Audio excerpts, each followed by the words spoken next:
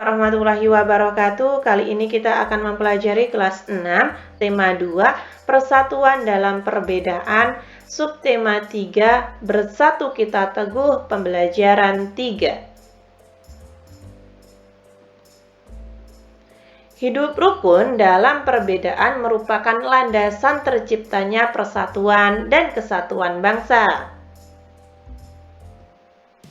Tahukah kamu bahwa bermain bersama dengan teman-teman secara damai dan saling menghargai adalah cerminan hidup rukun? Hidup rukun merupakan landasan terciptanya persatuan. Udin, Siti, Beni, Dayu, dan Lani selalu berupaya menunjukkan sikap tersebut dalam kehidupan sehari-harinya. Mereka bermain bersama, saling menghargai, saling membantu, saling bekerja sama, dan saling belajar tentang budaya lain. Hari ini mereka mempelajari salah satu permainan tradisional dari Nusa Tenggara Timur, yaitu rangku alu. Permainan ini membutuhkan keterampilan melompat yang baik. Kamu akan belajar tekniknya sebelum bermain. Ya. Rangku alu itu melompat, teman-teman. Jadi kayak ada bambu, lalu kita harus melompat menghindari bambu tersebut. Nah, cara melompat itu kepala tegak, punggung rata, pangkal paha, lalu pergelangan kaki dan lutut ditekuk. Nah, seperti ini kalian bisa lihat gambarnya ya. Kalian bisa mempraktekkan di rumah. Cara bermainnya. Alat yang digunakan bambu 4 buah dengan panjang 2 meter. Cara bermain, pemain terdiri atas 2 kelompok. Kelompok yang bermain dan kelompok yang menjaga. Kelompok yang menjaga menggerak-gerakkan bambu. Kelompok bermain yang dapat giliran bermain akan melompat di sela-sela bambu. Mereka harus menghindari jepitan bambu. Pelompat akan masuk dalam bidang persegi dan melompat-lompat sesuai irama. Nah, kurang lebih seperti itu ya, teman-teman. Jadi, bambunya itu nantinya akan dibuka, tutup. Nah, seperti itu. Setelah itu pada halaman 117, setelah mengetahui cara bermain rangku alu, sekarang saatnya kamu mempraktekkan permainan tersebut. Ketika bermain, bambu yang kamu gerakkan menghasilkan irama yang berpola. Kamu dapat membuat permainan tersebut lebih menarik lagi dengan bernyanyi bersama teman-teman kalian mengikuti pola irama. Lakukan refleksi bersama teman dan gurumu setelah bermain. Nah, setelah kalian bermain, kalian tulis ini teman-teman pada halaman 117 yang paling bawah. Bagaimana perasaan kalian? Nah, misalnya perasaan kalian adalah sangat senang. Ini kalian bisa tulis sangat senang gitu saja sudah benar, teman-teman. Ketika kalian ingin tulis semuanya, ini juga tidak apa-apa. Apa yang harus kamu lakukan agar kelompokmu berhasil mencapai tujuan? Bekerja sama dengan mengesampingkan perbedaan. Bagaimana penerapan gerakan lompat yang sudah kamu pelajari? Apakah masih membingungkan? Nah, sejauh ini penerapan gerak lompat yang telah saya pelajari cukup mudah untuk dimengerti dan dipahami. Kurang lebih seperti itu. Kalian bisa mencoba permainannya sendiri ya. Ayo berkreasi. Tuhan menganugerahkan kita beragam tanaman dan hewan agar kita bisa memanfaatkannya. Namun, pemanfaatan tumbuhan dan hewan tidak diiringi oleh sikap yang bijak, sehingga banyak terjadi ketidakseimbangan. Nah, ini contoh tanaman pohon di bumi untuk masa depan. Sebagai warga negara yang baik, kita perlu bersatu melestarikan hewan dan tumbuhan agar manusia dapat hidup sejahtera. Pilihlah satu tumbuhan atau hewan yang menurutmu perlu dilestarikan.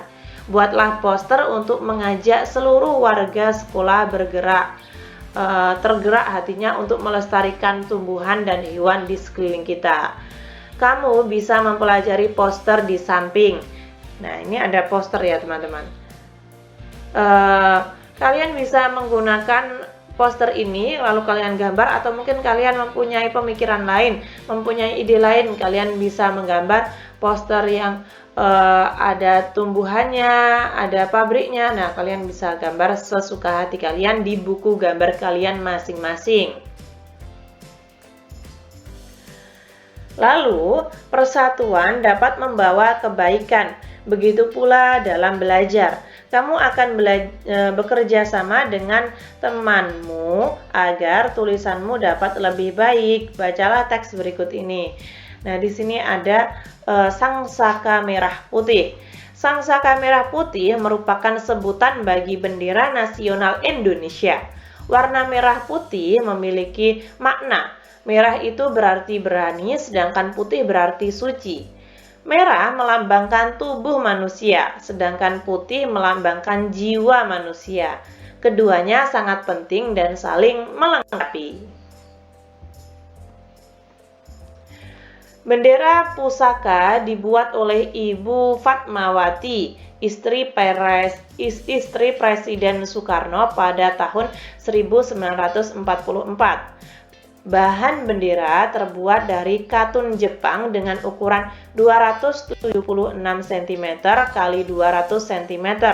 Sejak tahun 1946 sampai dengan 1968, bendera tersebut hanya dikibarkan pada setiap hari ulang tahun kemerdekaan Republik Indonesia.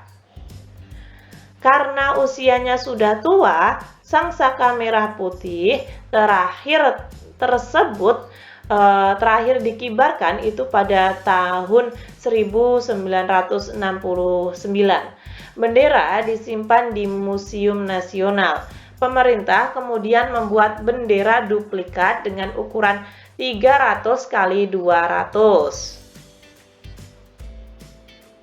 Isilah diagram atau kotak-kotak ini yang memuat apa, mengapa, siapa, bagaimana, kapan, dan di mana. Saya akan memotong yang paling atas terlebih dahulu. Nah, seperti ini. Apa yang dibahas pada teks tadi, yaitu sebutan bagi bendera nasional Indonesia. Mengapa warnanya merah putih? Karena warna merah itu memiliki makna. Merah berarti berani, putih berarti suci. Siapakah yang menjahit bendera tersebut?